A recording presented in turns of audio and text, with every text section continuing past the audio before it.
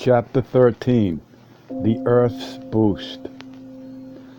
"Let's walk on the road to Oaxaca," Don Juan said to me. "Gennaro's waiting for us somewhere along the way." His request took me by surprise. I had been waiting for him all day for him to continue his explanation. We left his house and walked in silence through the town to the unpaved highway. We walked leisurely for a long time. Suddenly Don Juan began to talk.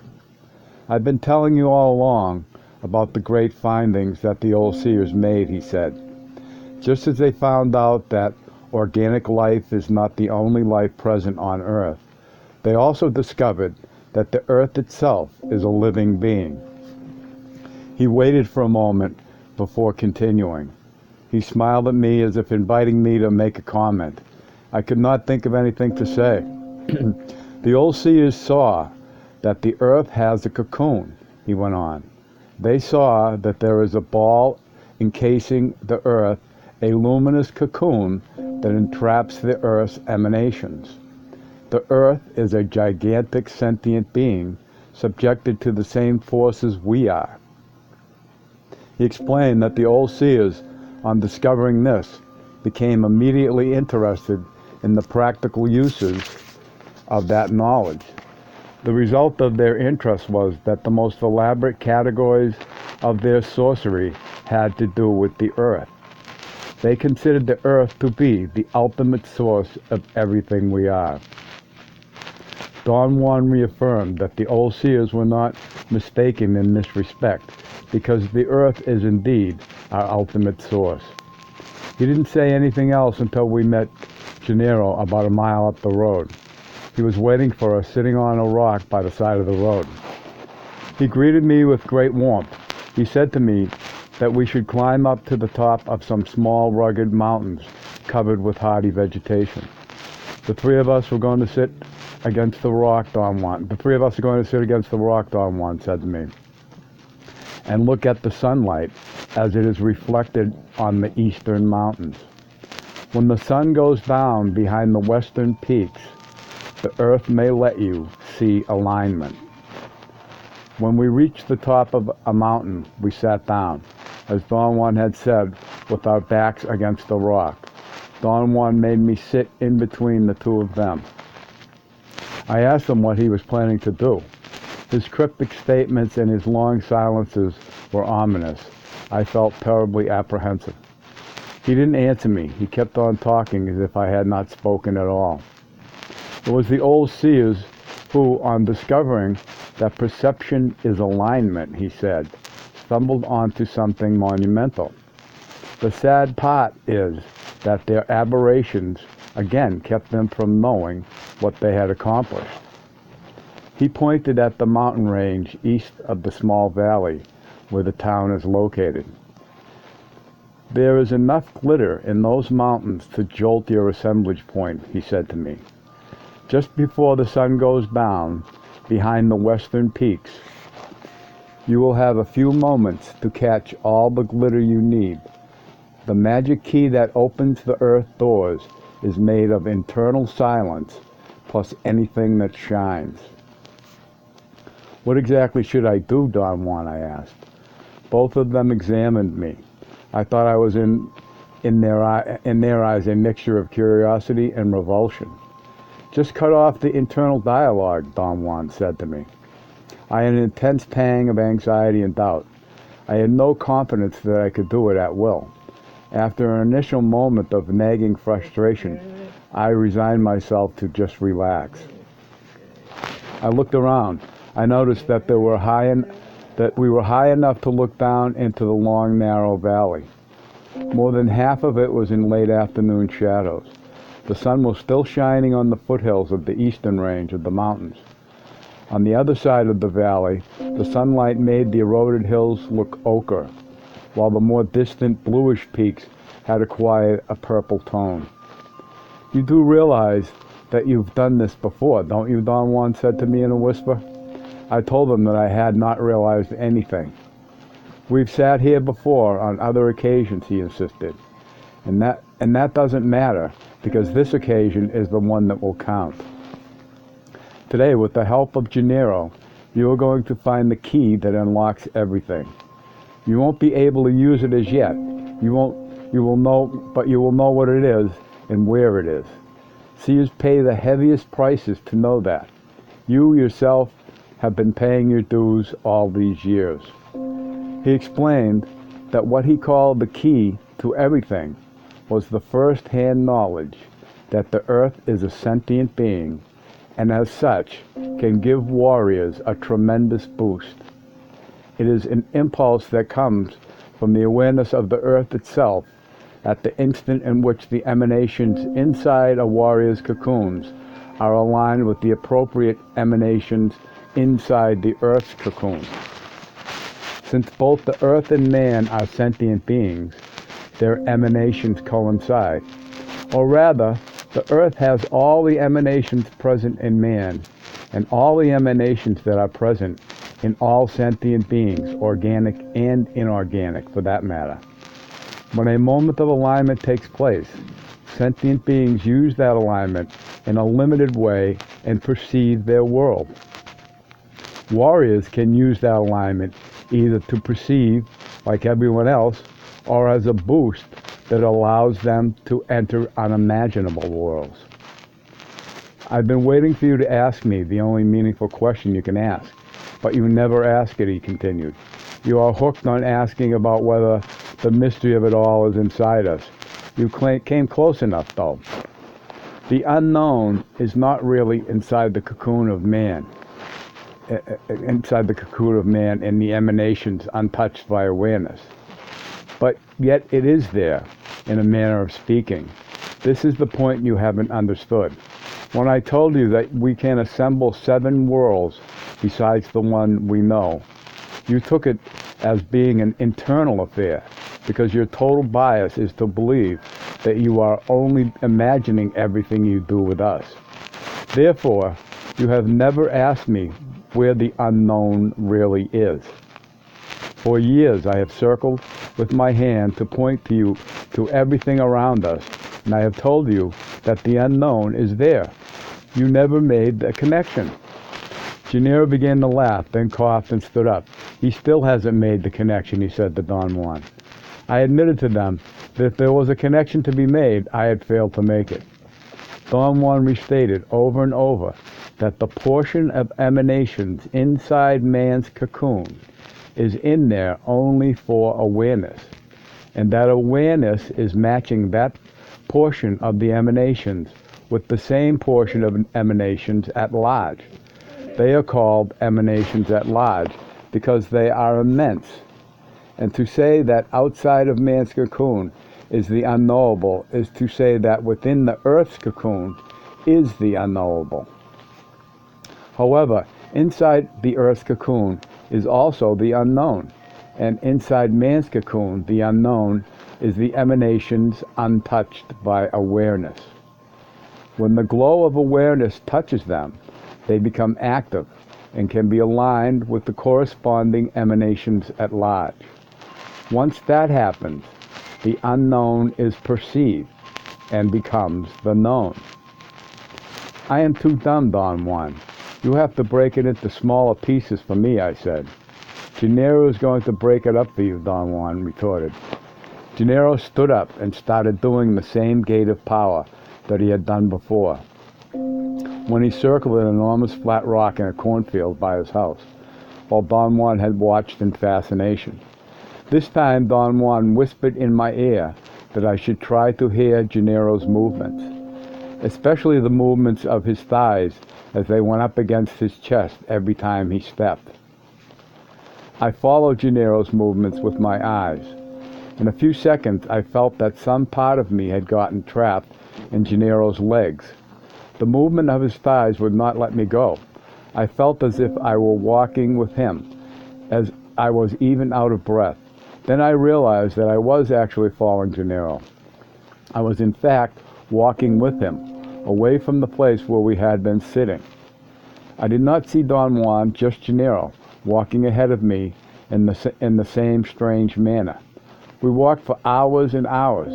My fatigue was so intense that I got a terrible headache, and suddenly I got sick. Gennaro stopped walking and came to my side. There was an intense glare around us, and the light was reflected in Gennaro's features. His eyes glowed. "Don't look at Gennaro," a voice ordered me in my ear. "Look around." I obeyed. I thought I was in hell. The shock of seeing the surroundings was so great that I screamed in terror, but there was no sound to my voice. Around me was the most vivid picture of all the descriptions of hell in my Catholic upbringing. I was seeing a reddish world, hot and oppressive, dark and cavernous with no sky. No light but the malignant reflections of reddish lights that kept on moving around us at great speed. Gennaro started to walk again, and something pulled me with him. The force that was making me follow Gennaro also kept me from looking around. My awareness was glued to Gennaro's movements. I saw Gennaro plop down as if he were utterly exhausted. The instant he touched the ground and stretched himself out to rest, something was released in me, and I was able again to look around. Don Juan was watching me inquisitively. I was standing up, facing him. We were at the same place where we had sat down, a wide rocky ledge on top of a small mountain. Gennaro was panting and wheezing, and so was I. I was covered with perspiration. My hair was dripping wet, my clothes were soaked, as if I had been dunked in a river. "My God, what is going on?" I exclaimed, in utter seriousness and concern. The exclamation sounded so silly that Don Juan and Gennaro started to laugh. "We're trying to make you understand alignment," Gennaro said. Don Juan gently helped me to sit down. He sat by me. "Do you remember what happened?" he asked me. I told him that I did, and he insisted that I tell him exactly what I had seen. His request was incongruous with what he had told me, that the only value of my experience was the movement of my assemblage point, and not the content of my visions. He explained that Gennaro had tried to help me before in very much the same fashion as he had just done, but that I could never remember anything. He said that Gennaro had guided my assemblage point this time, and he had done as he had done before, to assemble a world with another of the great bands of emanations. There was a long silence. I was numb, shocked, yet my awareness was as keen as it had ever been. I thought I finally understood what alignment was. Something inside me, which I had been activating without knowing how, gave me the certainty that I had comprehended a great truth. "I think you're beginning to gather your own momentum," Don Juan said to me. "Let's go home. You've had enough for one day." "Oh, come on," Gennaro said. "He's stronger than a bull. He's got to be pushed a little farther." "No," Don Juan said emphatically. "We've got to save his strength. He's only got so much of it."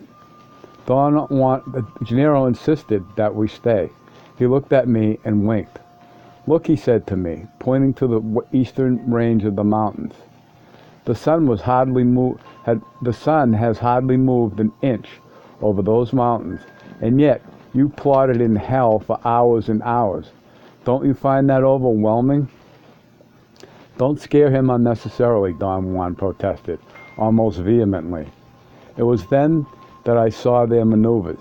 At that moment, the voice of seeing told me that Don Juan and Gennaro were a team of superb stalkers, playing with me. It was Don Juan who always pushed me beyond my limits, but he always let Gennaro be the heavy. That day at Gennaro's house, when I reached the dangerous state of hysterical fright as Gennaro questioned Don Juan whether I should be pushed, Don Juan assured me that Gennaro was enjoying himself at my expense. Gennaro was actually worrying about me. My seeing was so shocking to me that I began to laugh. Both Don Juan and Gennaro looked at me with surprise. Then Don Juan seemed to realize at once what was going through my mind. He told Gennaro, and both of them laughed like children. "You're coming of age," Don Juan said to me. "Right on time. You're neither too stupid nor too bright, just like me. You're not like me in your aberrations. There you are more like the Nargal Julian, except that he was brilliant." He stood up and stretched his back. He looked at me with the most piercing, ferocious eyes I had ever seen. I stood up. A Nargal never lets anyone know that he is in charge, he said to me. A Nargal comes and goes without leaving a trace. That freedom is what makes him a Nargal. His eyes glared for an instant, and then they were covered by a cloud of mellowness, kindness, humanness, and they were again Don Juan's eyes. I could hardly keep my balance. I was swooning helplessly. Gennaro jumped to my side and helped me to sit down. Both of them sat down flanking me. "You're going to catch a boost from the earth," Don Juan said to me in one ear. "Think about the Nargal's eyes," Gennaro said to me in the other. "The boost will come at the moment you see the glitter on the top of that mountain," Don Juan said, and pointed to the highest peak on the eastern range. "You'll never see the Nargal's eyes again," Gennaro whispered. "Go with the boost wherever it takes you," Don Juan said. "If you think of the Nargal's eyes, you'll realize that there are two sides of a coin," Gennaro whispered. I wanted to think about what both of them were saying, but my thoughts did not obey me. Something was pressing down on me. I felt I was shrinking. I had a sensation of nausea. I saw the evening shadows advancing rapidly up the sides of those eastern mountains. I had the feeling that I was running after them. "Here we go," Gennaro said in my ear. "Watch the big peak. Watch the glitter," Don Juan said in my other ear. There was indeed a point of intense brilliance where Don Juan had pointed, on the highest peak of the range. I watched the last ray of sunlight being reflected on it. I felt a hole in the pit of my stomach, just as if it were on a roller coaster. I felt rather than heard a faraway earthquake rumble, which abruptly overtook me. The seismic waves were so loud and so enormous that they lost all meaning for me. I was an insignificant microbe being twisted and twirled. The motion slowed down by degrees. There was one more jolt before everything came to a halt. I tried to look around. I had no point of reference. I seemed to be planted, like a tree. Above me there was a white, shiny, inconceivably big dome. Its presence made me feel elated. I flew toward it, or rather, I was ejected like a projectile. I had the sensation of being comfortable, nurtured, secure. The closer I got to the dome, the more intense those feelings became. They finally overwhelmed me, and I lost all sense of myself. The next thing I knew, I was rocking slowly in the air like a leaf that falls. I felt exhausted. A suction force started to pull me. I went through a dark hole, and then I was with Don Juan and Gennaro. The next day, Don Juan and Gennaro and I went to Oaxaca. While Don Juan and I strolled around the main square in the latter afternoon, he suddenly started to talk about what we had done the day before. He asked me if I had understood what he was referring to when he said that the old seers had stumbled onto something monumental. I told him that I did, but that I couldn't explain it in words. What do you think was the main thing we wanted you to find out on top of that mountain?" he asked. Alignment, a voice in my ear. At the same time I said it myself. I turned around in a reflex action and bumped into Gennaro, who was just behind me, walking in my tracks. The speed of my movement startled him. He broke into a giggle and then embraced me. We sat down. Don Juan said that there were very few things that he could say about the boost I had gotten from the earth. That warriors are always alone in such cases, and true realizations come much later, after years of struggle. I told Don Juan that my problem in understanding was magnified by the fact that he and Gennaro were doing all the work. I was simply a passive subject who could only react to their maneuvers. I could not for the life of me initiate any action, because I did not know what a proper action should be, nor did I know how to initiate it. That's precisely the point, Don Juan said. You are not supposed to know yet. You are going to be left behind, by yourself, to reorganize on your own everything we are doing for you now. This is the task every Nagal has to face. The Nagal Julian did the same thing to me, much more ruthlessly than the way we do it to you. He knew what he was doing. He was a brilliant Nagal. He was able to reorganize in a few years everything the Nagal Elias had taught him. He did in no time at all something that would take a lifetime for you or me.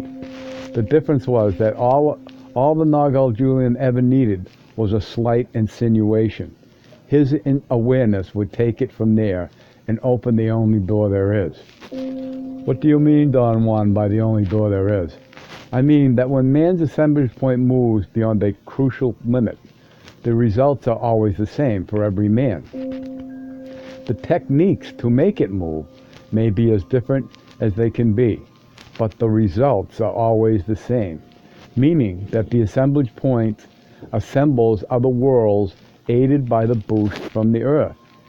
Is the boost from the earth the same for every man, Don Juan? Of course. The difficulty for average men is the internal dialogue.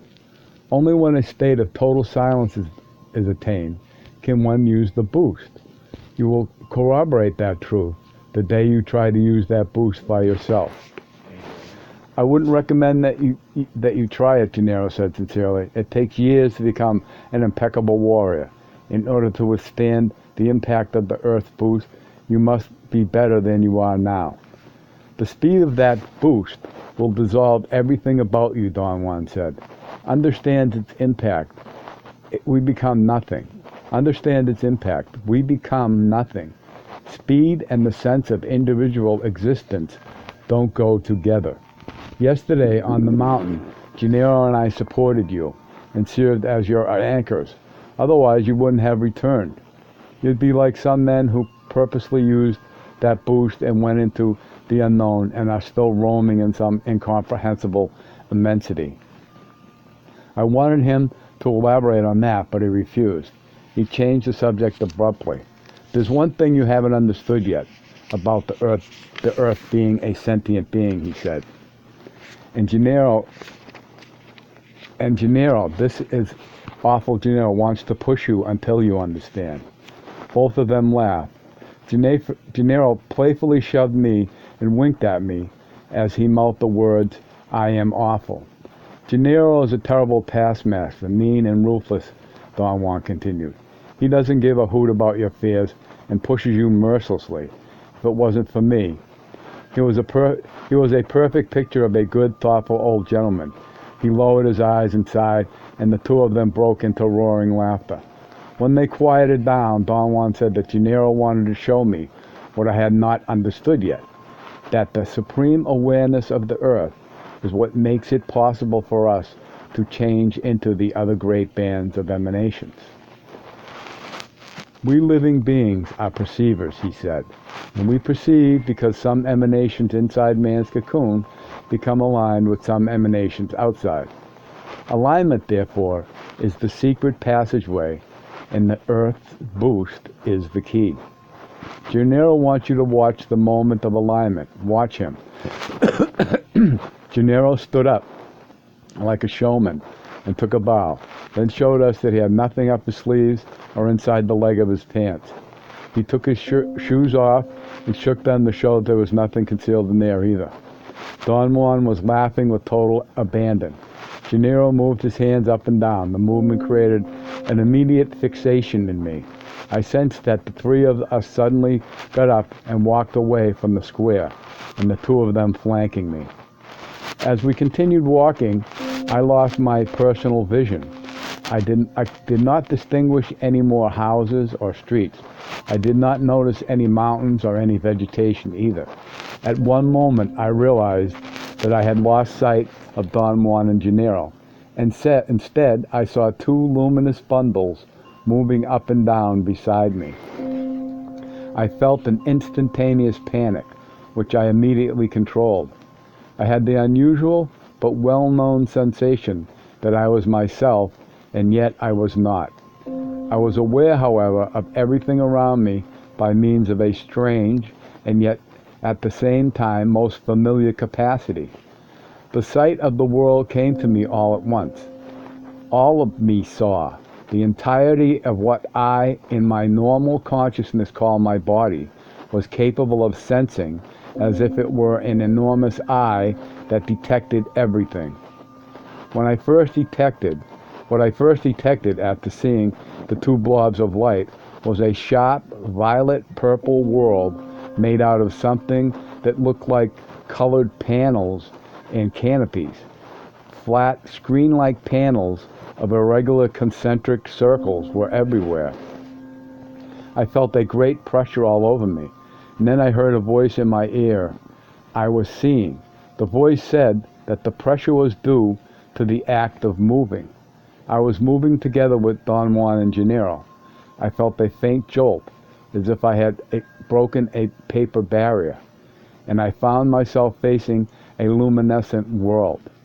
Light radiated from every place, but without being glaring. It was as if the sun were about to erupt from behind some white diaphanous clouds. I was looking down into the source of light. It was a beautiful sight. There was no land masses, just fluffy white clouds and light, and yet we were walking on the clouds. Then something imprisoned me again. I moved at the same pace as the two orbs of light by my sides. Gradually, they began to lose their brilliance, then became opaque, and finally they were Don Juan and Gennaro. We were walking on a deserted side street away from the main square. Then we turned back. Gennaro just helped you to align your emanations with those emanations at large that belong to another band, Don Juan said to me. Alignment has to be a very peaceful, unnoticeable act, not flying away, no great fuss. He said that the sobriety needed to let the assemblage point shift, the assemblage point, needed to let assemblage points assemble, other words, is something that cannot be improvised. Sobriety has to mature and become a force in itself before warriors can break the barrier of perception with impunity. We were coming closer to the main square. Gennaro had not said a word. He walked in silence, as if absorbed in thought. Just before we came into the square, Don Juan said that Gennaro wanted to show me one more thing, that the position of the assemblage point is everything, and that the world it makes us perceive is so real that it does not leave room for anything except realness. Gennaro will let his assemblage point assemble another world just for your benefit, Don Juan said. And then you'll realize that as we perceive it, the force of his perception will leave room for nothing else. Gennaro walked ahead of us, and Don Juan ordered me to roll my eyes in a counterclockwise direction while I looked at Gennaro. To avoid being dragged with him, I obeyed him. Gennaro was 5 or 6 feet away from me. Suddenly his shape became diffuse, and in one instant he was gone like a puff of air. I thought of the science fiction movies I had seen and wondered whether we were subliminally aware of our possibilities. Gennaro is separated from us at this moment by the force of perception, Don Juan said quietly. When the assemblage point assembles a world, that world is total. This is the marvel that the old seers stumbled upon and never realized what it was.